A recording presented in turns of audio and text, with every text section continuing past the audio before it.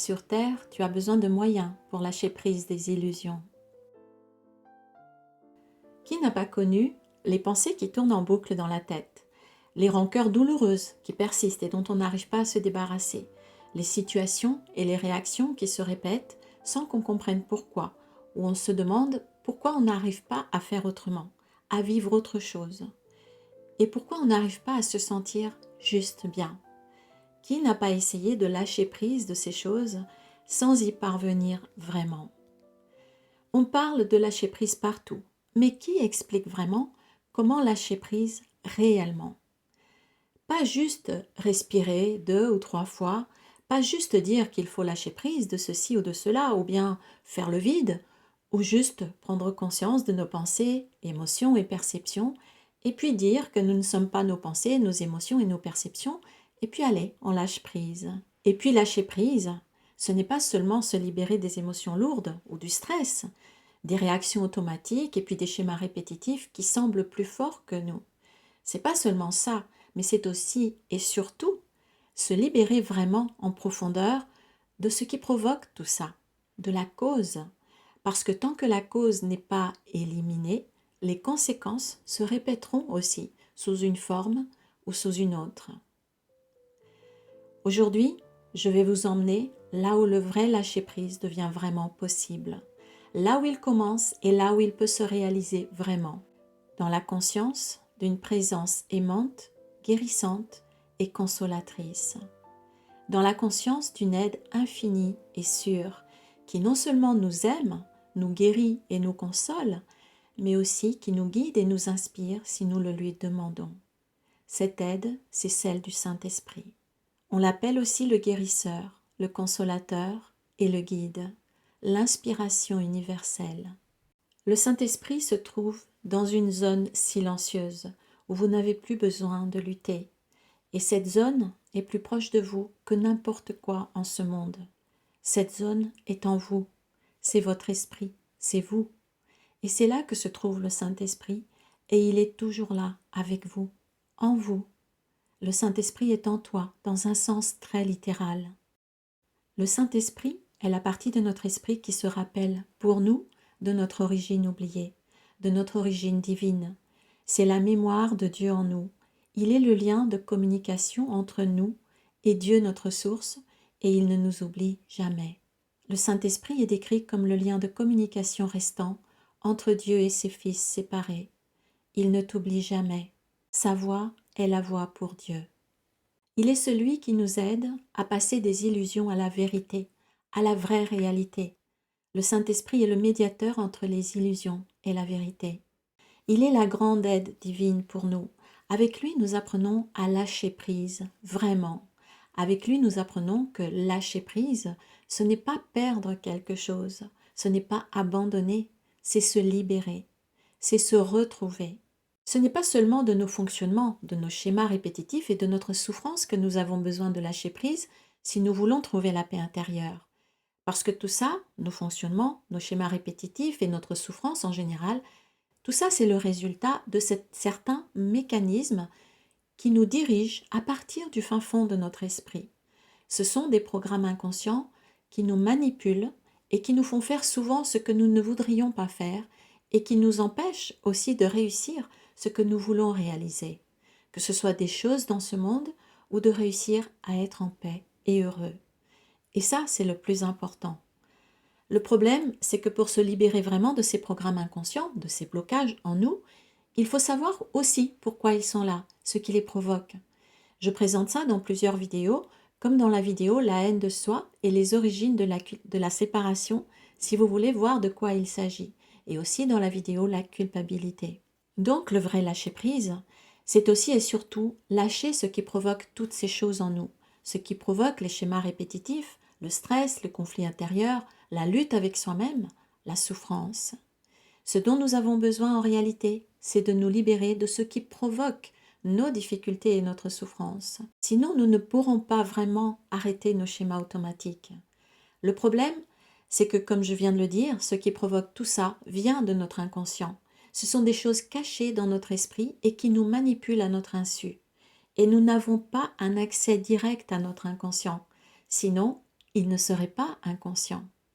Alors, comme la source du problème est inconsciente pour nous, nous avons besoin d'aide. Une aide qui voit dans notre inconscient pour nous et que nous pouvons utiliser à volonté. Nous ne pouvons pas y arriver tout seuls. Jésus le dit souvent dans un cours en miracle, et on va voir ça un petit peu plus loin. Il ne suffit pas de dire « lâcher prise » ou de dire aussi « je lâche prise » pour être libéré de nos souffrances et surtout de la cause inconsciente qui les provoque. Un cours en miracle nous fournit cette aide pour faire ça. Il ne nous la fournit pas vraiment puisque cette aide est de toute façon avec nous. Toujours, nous n'en sommes juste pas conscients. Mais le cours nous la révèle, il nous la rappelle, il nous la montre et il nous explique ce qu'elle est vraiment, quelle est la puissance de son action et comment l'utiliser. L'aide dont tu as besoin est là. Donne-lui ta foi aujourd'hui et demande-lui de partager ta pratique de la vérité aujourd'hui. Cette aide, comme je l'ai dit tout à l'heure, c'est le Saint-Esprit, qui est la mémoire de Dieu en nous et qui est notre guide intérieur aussi pour tout dans ce monde d'illusions. Comme j'aime à le rappeler, le Saint-Esprit, c'est notre GPS naturel, vivant et aimant, intégré à notre esprit. Et cette aide dont nous n'avons pas conscience, mais dont nous pouvons nous entraîner à nous rappeler, elle voit tout. Elle voit tout dans notre inconscient, à tous, et elle voit tout pour nous, là où nous ne pouvons pas voir. C'est-à-dire qu'elle voit où est le problème dans notre inconscient et elle peut le corriger pour nous. Ça, c'est un aspect énorme d'un cours en miracle. C'est une caractéristique intrinsèque à son enseignement qui n'est pas souvent présentée à sa juste valeur. Et cette aide est toujours là pour nous tous. Mais elle ne peut pas intervenir pour nous dans notre esprit sans notre accord et sans notre demande. Le Saint-Esprit est là, bien qu'il ne puisse t'aider sans ton invitation. Il ne travaille pas sans ton propre consentement. Nous avons donc besoin de son aide et nous devons la lui demander parce qu'il ne s'impose pas, il ne s'impose jamais, mais il est toujours prêt à répondre à notre demande rapidement et avec amour. Alors, pourquoi nous en priver? Pourquoi ne pas utiliser cette aide qui est si aimante et si puissante, qui est là à notre disposition, jour et nuit, avec un dévouement absolu? Il suffit de le lui demander, mais nous devons le lui demander. Et nous devons lui donner nos souffrances, nos problèmes, nos pensées et nos émotions douloureuses. Sinon, il ne peut pas nous aider. Il ne peut dissiper ce que tu gardes caché, car tu ne le lui as pas offert, et il ne peut pas te le prendre. Jésus nous demande si souvent dans le cours de nous en remettre au Saint-Esprit, de lui donner nos souffrances, nos douleurs, nos illusions, nos blessures. Voici simplement un exemple que j'ai déjà cité plusieurs fois, car il est très explicite, de la manière dont il nous invite constamment à nous en remettre au Saint-Esprit.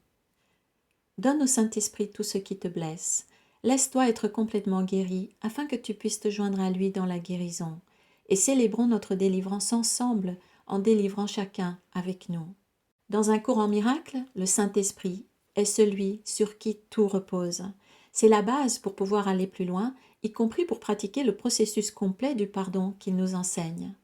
Jésus parle du Saint-Esprit sans cesse, et si on pratique cette base-là, on fait déjà beaucoup. Bien sûr, on peut faire la même chose avec Jésus, comme je le rappelle souvent, puisqu'il n'y a aucune différence entre l'un et l'autre. Mais comme lui nous dit constamment de faire appel au Saint-Esprit, alors je dis ce qu'il dit, je transmets.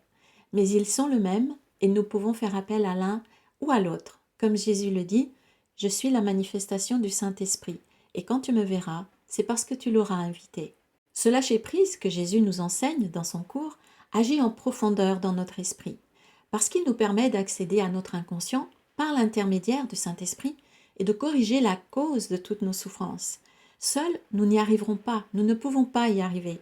Pratiquer le lâcher-prise en utilisant le Saint-Esprit nous libère en profondeur. Alors, si nous continuons juste à regarder les pensées et les émotions négatives en disant, comme ça se fait beaucoup dans le New Age, que nous ne sommes pas nos pensées et nos émotions négatives, ou bien à les accueillir, comme c'est très tendance aussi, et puis en disant juste ensuite « je lâche prise de ces choses négatives », non seulement nous ne pratiquons pas le cours, mais ça chacun fait ce qu'il veut bien sûr, mais surtout nous ne nous libérons pas vraiment. À quoi ça nous avance de dire que nous ne sommes pas nos émotions et nos pensées si nous ne savons pas quoi en faire? Là encore, Jésus nous le dit, donne-lui tes pensées, et il te les rendra en miracle qui proclame joyeusement l'entièreté et le bonheur que Dieu veut pour son Fils comme preuve de son amour éternel. Pourquoi n'avions-nous pas pensé à quelque chose d'aussi simple? Et pourquoi mettons-nous autant de temps à voir son importance dans le cours quand nous l'étudions, alors même que Jésus nous parle de lui, du Saint-Esprit, à chaque page, du début à la fin?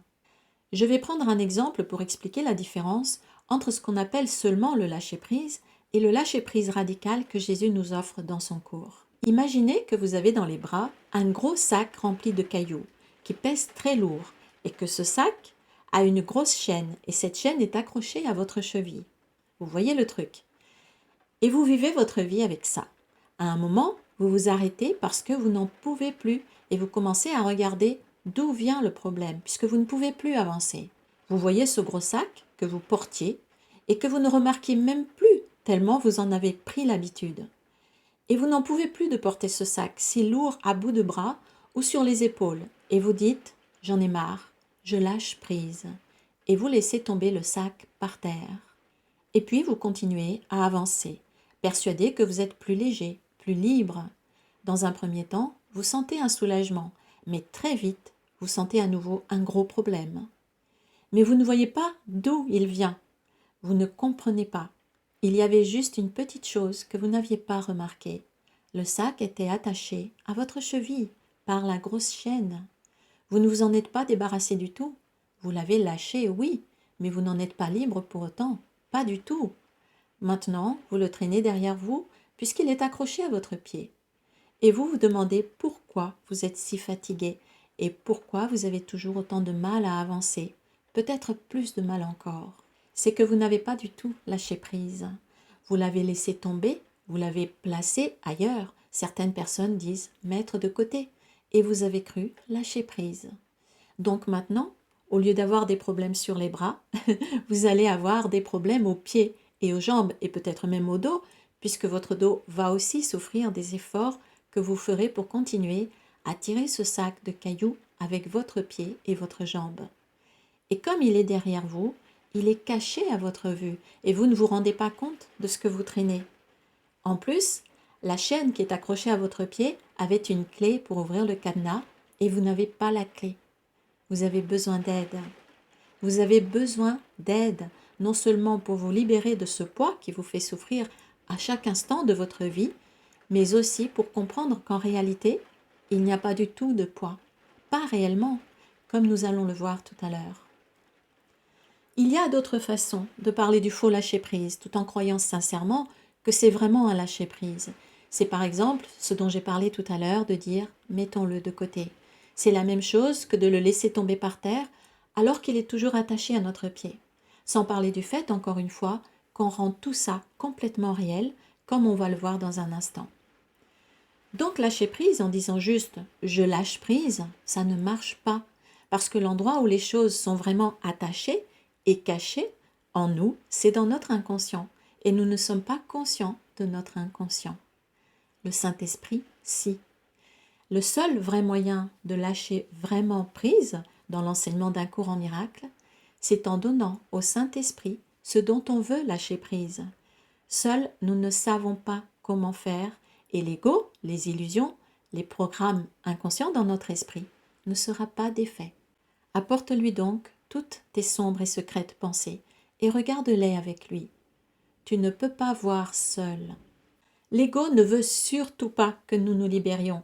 Alors il nous fait croire qu'il suffit de lâcher prise, d'analyser le comportement des autres, d'accueillir la culpabilité, la rancœur, la haine, ou de les mettre de côté et de nous faire croire que nous nous en sommes débarrassés.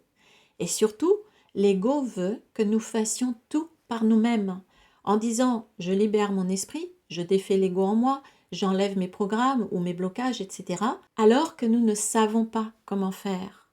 Tout ça entretient la croyance dans la séparation et la culpabilité, exactement le but contraire de celui que nous recherchons.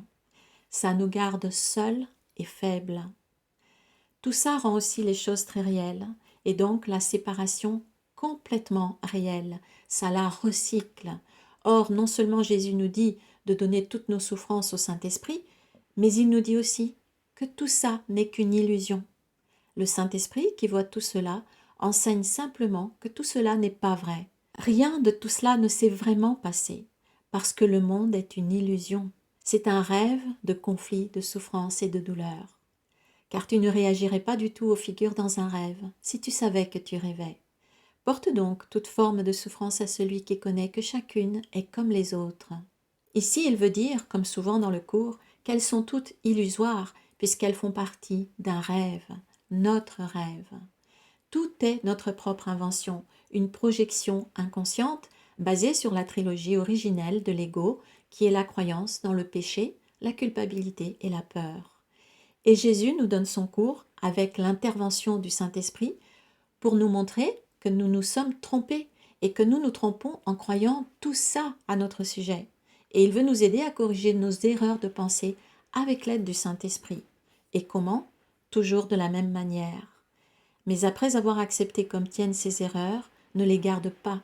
Donne-les vite au Saint-Esprit, afin qu'elles soient défaites complètement et que tous leurs effets disparaissent de ton esprit et de la filialité tout entière. Ce qui nous arrive ne représente pas du tout ce que nous méritons, mais ça représente bien ce que nous croyons mériter. Tout est faux, tout fait partie du rêve, cette grande projection de notre esprit, et tout représente seulement une fausse croyance inconsciente, mais cette croyance persiste et nous fait souffrir tant que nous n'avons pas libéré notre esprit avec l'aide du Saint-Esprit.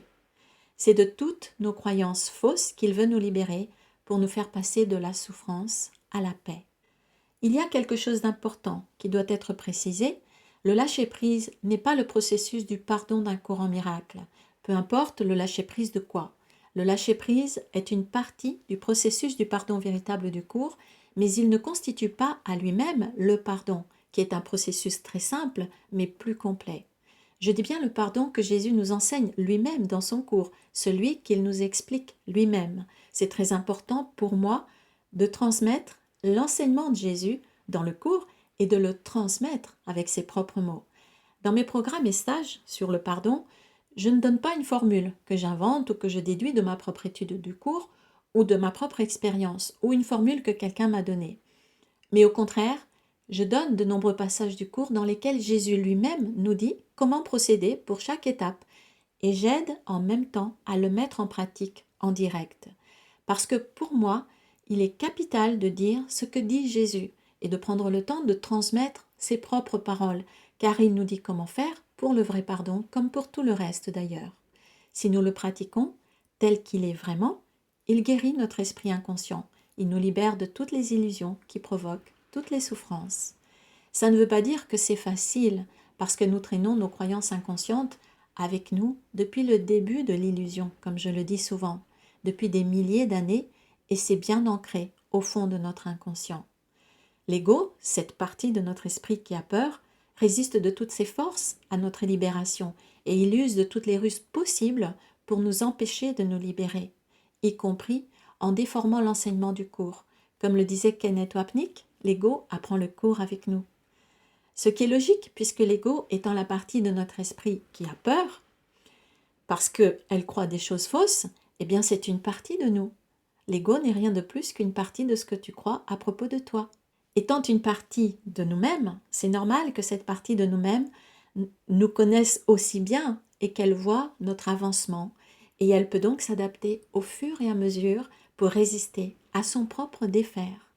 Mais c'est possible d'y arriver. Et si on pratique l'enseignement, comme Jésus nous le dit, ça marche. Donc le lâcher-prise n'est pas le pardon, comme le cours le dit dans ce passage. Sur terre, tu as besoin de moyens pour lâcher prise des illusions. Jésus est très clair. Nous avons besoin de moyens. Il le dit au pluriel pour lâcher prise. Nous avons besoin de quelque chose de technique, ce qui signifie clairement que le lâcher prise en lui-même n'est pas le moyen.